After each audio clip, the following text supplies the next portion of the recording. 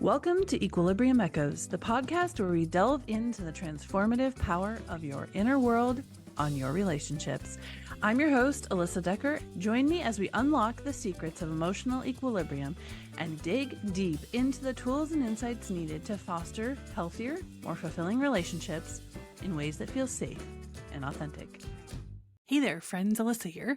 Today you're going to hear something a little bit different on the podcast this week. This episode was taken from my Speak Your Truth challenge. This was a 5-day experience that I originally hosted live inside my Facebook group. So you'll hear me mention the group or lives or interacting with other participants during the recording because that's how this content was originally delivered. But don't worry. Everything I taught applies to you right here, right now. This is a series of 5 episodes designed to help you stop shrinking yourself, start speaking up, and navigate your high conflict or challenging relationships with confidence and clarity. If, as you're listening, this content resonates with you and you're ready to go deeper, I want you to know that this is exactly the kind of work we do inside my coaching program, Conflict to Connection. I'll tell you more about that at the end of this episode. But for now, grab a journal and a cup of coffee and let's dive in. So today's topic is staying calm under pressure and dealing with, seeing some emojis. I love it. Okay. Dealing with the internal conflict as well as the external conflict. I've had a few of you tell me that the idea that when we are peacekeeping, when we are people pleasing, we may avoid the external conflict, but we're just internalizing that conflict. I've had a few of you tell me that was a big aha moment for you. And it really does explain a lot of anxiety and a lot of restlessness and a lot of angst inside of us. Have you ever said to yourself, one more emojis, love it. Okay. Have you ever said to yourself, part of me wants to do this and part of me wants to do this, or part of me feels this way, but I also feel that way, right? Drop 1 in the comments if you've ever felt that way. Hey, Nora. Hey, Jennifer. If you've ever had that internal struggle of part of me this and part of me that, and I want to do this, but I also kind of want to do that, and you can't quite settle that conflict inside of yourself, that's a really good example of what happens when we peacekeep and we just internalize the conflict. So we are going to talk about how to resolve that conflict, that internal conflict, the I want this, but I also want this, or this is true, but this is also true, and I don't know what to do. We're going to talk about here in a few minutes how to settle that. Okay, all the time, one, emojis, love it. Okay, thank you guys for being so active in the chat. That just makes my day. And it also really helps me understand where you are and what you're coming from, because I really do adapt. I adapt what we talk about and what I'm saying to what I'm hearing from you. All right. So number 1 let me back up. I got ahead of myself. We're talking about staying calm in conflict, internal conflict and external conflict. So this is for you if you've ever frozen up or shut down in high conflict conversations, if you have ever exploded in frustration and later regretted it, or if you've done a lot of peacekeeping and you are dealing with all of that frustration, anxiety, and that emotionally exhausted, drained feeling inside of you because you are people pleasing. So we're going to talk today about why high conflict conversations trigger you, how to regulate your emotions in the moment, okay? When it's happening.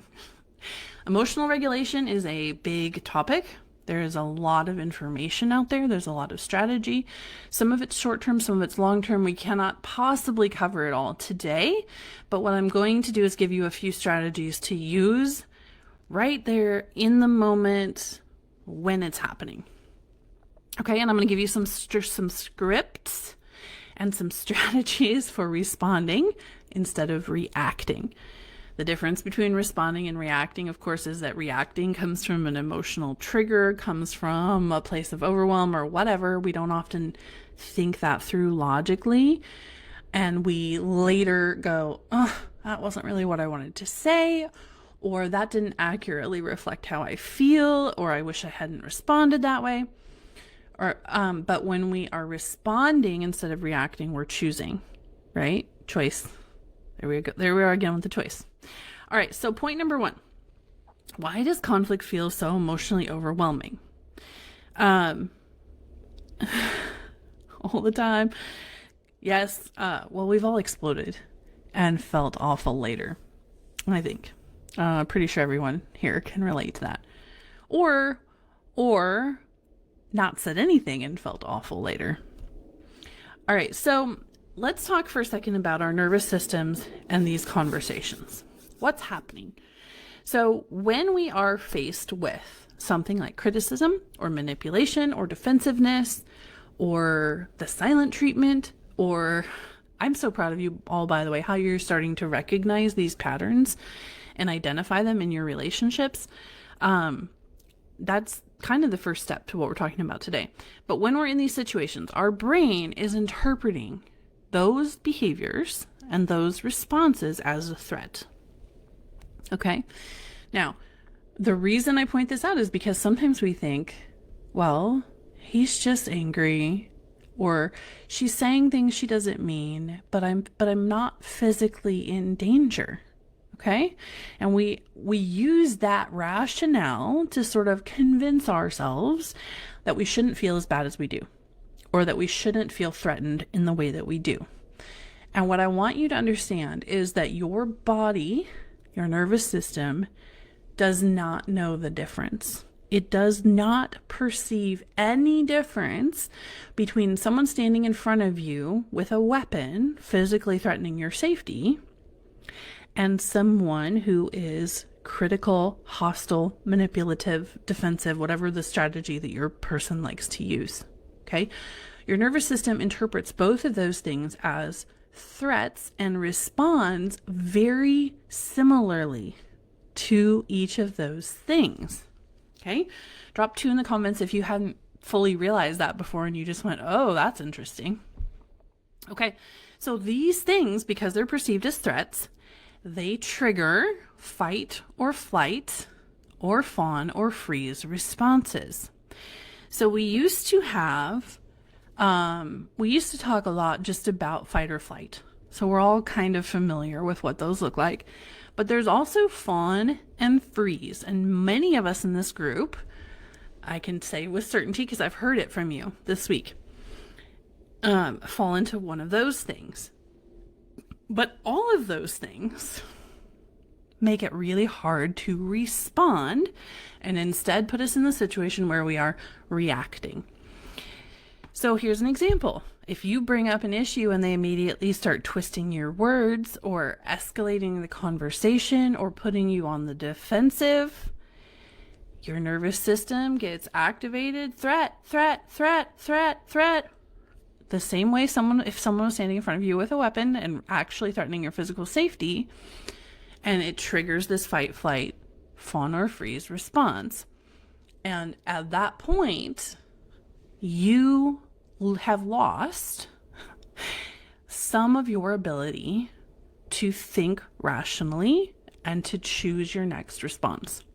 So when we talk about staying calm in conflict, what we're talking about specifically is how do we deal with that fight, flight, fawn, or freeze. I'm absolutely going to butcher that one of the times in this conversation because it's a tongue twister. How do we kind of bring that response down to a level where our rational brain can engage and help us formulate the response that we really want to have? Okay. So so now what we're going to do, we're going to talk through these 4 responses because I want you to identify what your primary response is. Now, there will be times that we can all go into all 4 of these things. But most of us have a default or a primary response. So I'm going to go through them: fight, flight, freeze and fawn. I'm really worried that a bad word is going to come out one of these times when I try to say that. Forgive me in advance if it does, please. I'm going to go through all 4. And when we get to the one where you're like, that's it, that's my default, I want you to type that word in the comments, okay? So the first one is fight. This is where you become defensive, you argue back, you raise your voice.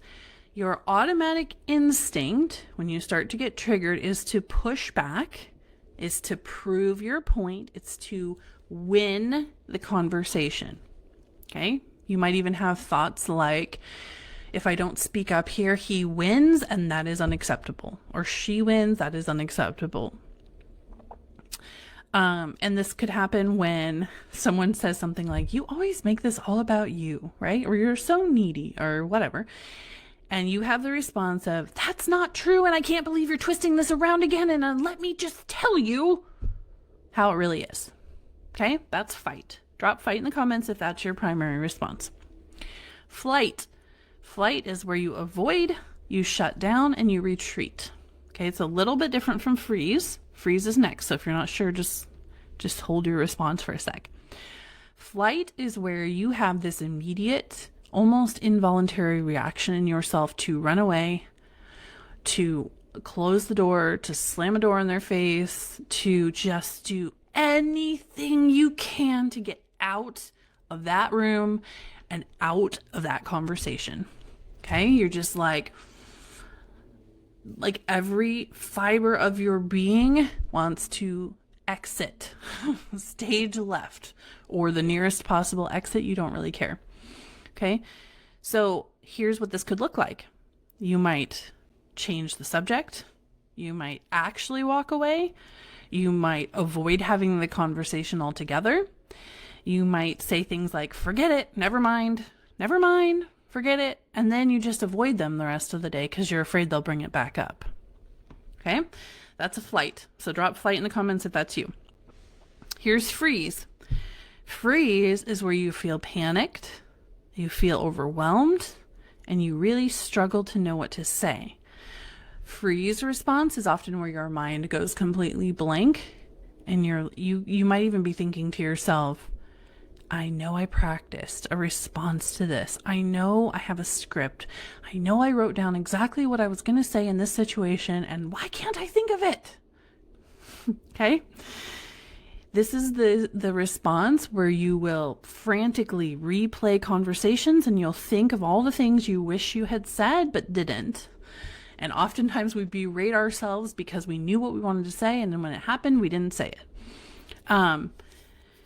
So this is also where, this is the response where you might just stare at them and like have your internal thoughts are going haywire, but nothing is coming out of your mouth. And this is often also where we will agree with them just to end the torture, just to end the conversation in any way we can. Drop freeze if that's you. And you can, like I said, you can have more than one of these. We often fall into all of them at different points, but we typically have a default. Okay, and then fawn, this is me, by the way, this is my default, although I do often go into flight too. But fawning is where we people please, we apologize, and we over-explain in order to avoid conflict. So a fawn response is where you are instinctively trying to smooth things over, even when it means sacrificing your own needs. Okay? So this is where this fawn response, for me, what it looked like is if I had something I needed to bring up to my high conflict person, I would rehearse 57 different ways that conversation could go, and I would carefully and scientifically, not really, but based on all of my knowledge and experience, I would select the one phrasing out of the 57 that I thought was the least likely to result in a blow up, and that's the one I would carefully choose. And then when he responded in some unfavorable way, I would pacify him, smooth things over. This is the cycle where you are trapped in this cycle of constantly managing someone else's emotions at your own expense. Okay? So a fawn response could look like something like this. I didn't mean to upset you. Maybe I should have said it differently. I'm sorry I came across that way. All those kinds of things. Those are fawn responses. Okay, so hopefully you have identified what your primary response is. I see some flight, some fawn, some freeze. Fawn, freeze, fight. That's valid. Freeze, feeling fear like a punch in the gut. Linda, she says, F words are good for me. They help me release stress. Especially fire truck. I was very careful saying that. I don't really want to get banned by Facebook. Freeze and fight. Okay. So like I said, you can have more than one. Absolutely have more than one, but often we have a default. And my default is fawn. My secondary is often freeze, and I will avoid when I'm triggered and I'm activated. I will, if fawning isn't working, I move into freeze. That happens too. Okay, so and by the way, why do we have a default? Why is it that some of us go straight to one or the other? Here's why. Because your nervous system has carefully calibrated, has carefully analyzed all of the things that have happened to you in your life, all of the experiences that you have gone through that have led to feeling unsafe, that have been classified as threats. And it has decided that one particular response, or two of these, or whatever, has the highest likelihood of keeping you safe. Isn't that fascinating? So in my case, I'm just going to use myself as an example. The safest response for me, the majority of the time in my 43, 44 years of life, my nervous system has decided that is to fawn. So that's why we all respond differently, because our story, our history, our background, our circumstances have all kind of led our nervous system to the belief that whatever response is our default is the safest one. And by the way, anything new feels unsafe to your nervous system. What your nervous system likes is the thing that has historically kept you safe, no matter how bad it feels, no matter how you wish it was different. If it's kept you safe in the past, your nervous system classifies it as good because you didn't die. Okay? So it's really that simple. All right, drop 3 in the comments if you were like, that's interesting. If you didn't know that about your default and why you default to those certain things. All right, so let's talk now about how to regulate. Yeah.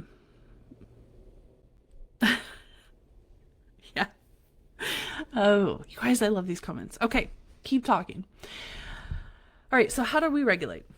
All right, step number 1 is to start to notice when you're getting triggered.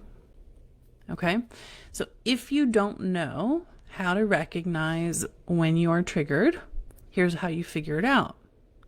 You start paying attention to your body, okay? And when I say that, I'm talking about actual physical reactions. Things like your shoulders going up. For me, it's my shoulders and my neck tense up immediately. I can feel it. It's like my muscles just go. And I've learned to pay attention to that. That is the very early sign for me that I am starting to get triggered. It might be something like tightness in your chest.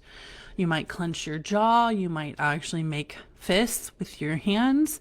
Your heart might start to race. Your face might flush. You might start to sweat. It's going to be a little different for everyone. But those early physical cues, those signs that your body sends you, are your first kind of early warning, early detection cues that you are starting to get dysregulated and you are headed full speed ahead to your fawn, flight, freeze, or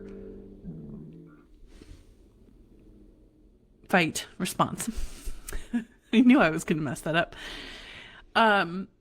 So the first key to managing this, to staying calmer, is to start identifying what your early cues are. Because the earlier you recognize it, the more effective you're going to be able to be at pausing, pressing pause on that response, and not getting to the place where you have lost that connection with your rational brain. So if you don't know what yours is, start really paying attention and observing. Think back to some instances where you got triggered and you went into that response that you don't want to be in, and try to work out what were the things that my body did first. What were the signs? Is there a common thread, a common denominator between all of those experiences and what I first felt in my body? Okay. And start to recognize and acknowledge those things. So once you know what it is, so for me, I told you, like, my neck and shoulders go, ugh, I can feel it. And I'm super aware of it now. I can walk in a room now because I'm so aware of it. And if I walk in a room and there's someone there that my nervous system knows is unsafe, I can I feel it. And I go, oh, my body is telling me there's something unsafe here. And so once you recognize what your initial reaction is, those first warning signs, the second step is to directly acknowledge to your body. So here's an example. I have to go somewhere tomorrow for one of my kids' school things. My ex-husband's going to be there, right? I know already. I'm going to walk in that room. My shoulders and neck are going to go, ugh, and I'm going to consciously, deliberately say to myself, say to my nervous system and my subconscious, yep, he's here. Yes, he is a threat, but I got this. We're safe. You can relax, right? And my nervous system will start to come down before I get completely triggered. Now, that took a lot of practice, okay? It's not going to happen for you the first time, but you can start to practice this. And by recognizing that early, you can prevent the big reaction later on. All right. So the next thing we do once we realize that we're starting to get triggered is we can choose a grounding strategy that works well for us. So what do we mean when we say grounding? Because I think this is sort of like, people are like, what the heck does that mean? Like, are we using lightning rods? No, not really. When we're talking about grounding, have you ever felt like you were so emotionally triggered that you were like separate from your body? Like maybe you feel this big disconnect between your whirling thoughts and your emotions and your physical body. Okay. You ever felt that? Drop 4. I think we're on 4. Drop 4 in the comments if you felt that. When we talk about grounding, what we're doing is we're talking about bringing that awareness back into our bodies, because that disconnect, it's a sign of this rational brain nervous system disconnection that we've been talking about. When we can go bring that back into our bodies, it helps break that disconnection and it helps re-regulate us. So there are some ways we can do this. One of them is a breathing technique. And by the way, there's tons of them. Okay. I'm just going to give you 3 basic, easy ones that everybody can use so you can start practicing and see what works for you. 4, 4, 4, 4, 4. Yes. Okay. First one, breathing. Breathe in for 4 seconds. Hold for 4 seconds. Exhale for 4 seconds. It's 4, 4, 4 or 12. Takes 12 seconds to do this. Okay. Here's why that works. You are using your rational brain to create a physical response. And that breathing pattern, that inhale, pause, exhale, works to bring your awareness back into your body. It makes you aware. You have to consciously think and be deliberate about inhaling for that long, holding for that long, and exhaling for that long. So it works because it's bringing your awareness to your physical body, bringing awareness to something that's normally automatic. That's what I was trying to say. Okay, number 2, you can feel your feet on the ground. So this is as simple as putting your feet on the ground, stomping your feet for a minute, maybe taking off your shoes and running your feet over the carpet, going outside, putting your feet in the grass if you can. Becoming aware of the connection that your feet have to the ground is another way of basically communicating to your body that we are standing on solid ground. There is a real physical connection between my body and the world around me, and that can help with that regulation.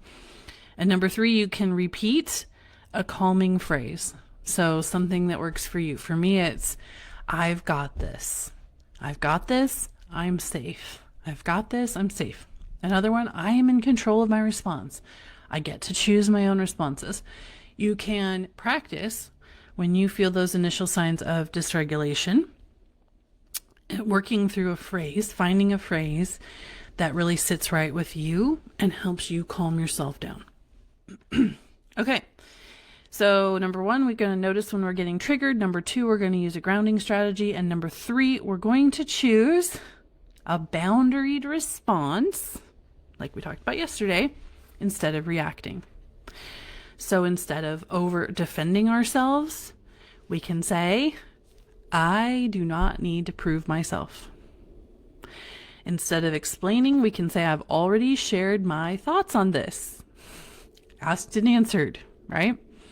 Instead of engaging and escalating and getting into the fight, we can choose to say, I am not going to continue this conversation right now. Full stop.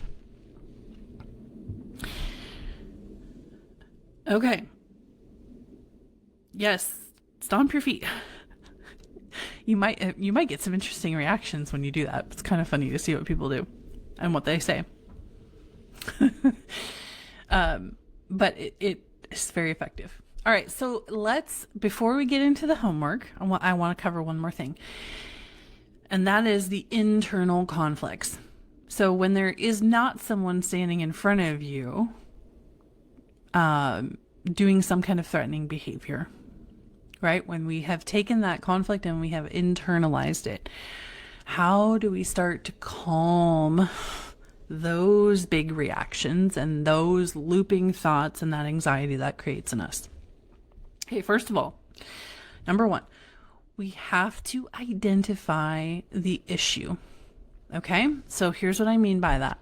It might be that you have handed over all of your power or some of your power to the other person. You let their desires and their needs run your life, and your body is protesting. Okay, this happens when you're people pleasing and when you don't express your needs. After a while, your body will start to go, no, this is not okay. That creates a lot of internal conflict. It might be that you have lost my thought. Oh, it might be that you are taking responsibility for someone else's actions. Maybe you have someone that's acting abusively toward you, and you have somehow accepted responsibility for that, and you have these thoughts like, how can I keep them from acting this way? How can I convince them that they're wrong? Maybe you don't even believe they're wrong. Maybe you believe they're right? You in some way have taken on the emotional responsibility of someone else's stuff. That's another reason we have these internal conflicts. So starting to identify, what is that reason? How did I get here? Am I people pleasing? Am I pushing my needs down so far, so low that my body is violently reacting? Have I accepted responsibility for someone else's emotions? So you first identify the issue, okay? And then, this is really key. This is where most people go wrong. You have to validate both sides of this internal argument. Think about it in terms of a conflict, like an actual argument with someone in your life. What is a technique we're often taught will help keep the peace? Validate the other person's point of view, right? When we have these internal conflicts, part of me wants this, part of me wants that. I want this, but I also want this. I feel this, but I also feel this. We feel like those things are in conflict with each other. It's important to stop and validate both sides of the argument. Okay? So let me think of an example. I want to have my needs met. I just want to feel like he cares about me, like he sees me, like he values me, and he's not doing any of those things. And the other side of that is, but I'm terrified of the reactions I get when I speak up and try to get my needs met. Okay? That's one of those internal struggles. If you want that internal conflict to calm down, you have to validate both sides of that argument. You have to acknowledge to yourself, it is completely right and real and valid that you want your needs met. That is totally okay. It's not a bad thing. And it's also valid that you feel unsafe. It's also valid that you are afraid of his reactions. It's also valid that you have stopped speaking up in order to keep the peace. Because what happens is inside, if we have these conflicting emotions and these conflicting thoughts, and what we often do is validate one of them and we shove the other one down. And it doesn't work because the one that we shove down always pops back up. It gets in the way. So when we validate both sides of that internal argument in our own heads, it allows our nervous system to calm down, to start to settle because it feels heard. Just like that child who's like, mom, mom, mom, mom, mom, mom, mom, right? They don't calm down till you acknowledge. And your nervous system will start to calm when you acknowledge both sides.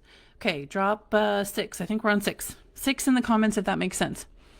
If you're like me, up until a few years ago, I had never even thought about validating my own positions, my own thoughts, and my own need for validation. Okay, number 3 is the third step to resolving internal conflict is to reframe. And one of the biggest reframes you can do goes hand in hand with number 2, which is 666. Yep, it's a big one, isn't it? Number 3. One of the biggest reframes that you can do in trying to calm internal struggles and internal conflicts is both can be true. So we validated both opinions, both sides of the argument, both conflicting things that we're thinking. And we can have this really powerful reframe where we just accept that both things can be true. We feel so often like we have to choose either if this is right, then this is wrong, or if this is wrong, then this is right. And actually, both can be true. So this goes hand in hand with that validation. But it's a reframe to start reminding ourselves and telling ourselves, we have 2 valid emotions. I have 2 valid emotions. I have 2 valid thoughts. I have 2 valid points of view here. And actually both can be true. They don't have to be in conflict with each other. Okay? And the number 4 step to settling internal conflicts, calming them down, is to make your decisions based on your long-term goals. Okay? Part of the reason we escalate our own internal conflicts is because we are constantly making decisions and reacting based on what feels the best in the moment, based on what's going to get us out of this situation right now. What is going to make us feel better right now? And that's really an ineffective strategy. You already know this because you get calmer for a little while, things settle down for a few minutes or a few days, and then you're right back in that same conflict. part of the reason for that is because you have pacified yourself with some kind of immediate calming mechanism. Okay, whatever technique you've developed to calm yourself in that moment. Instead, to permanently calm these conflicts, we have to start making decisions based on what our long-term goals are. Where do we want to go in the future? What kind of person are we working to become in 3 months or 6 months or a year? Instead of what makes me feel better right now. Okay? We know this when it comes to things like losing weight or keeping our houses clean or being successful at our jobs. But we don't often think of it in terms of this internal conflict. It's really powerful to start settling those conflicts by focusing on the long-term goal. Because again, what that does is it tells our nervous system, that I got this. I'm in control. I get to choose. Everything's going to be fine. Thanks so much for tuning in today. If this episode really hit home and you're thinking, I need more of this, I would love to invite you to reach out and ask me more about conflict connection. It's my signature program where we take this work even deeper. We turn your breakthroughs into lasting change with tools, coaching, and support every step of the way. Send me a message on Instagram or Facebook or email me at alyssa@coachingwithalyssa.com. Check all those links in the podcast notes below.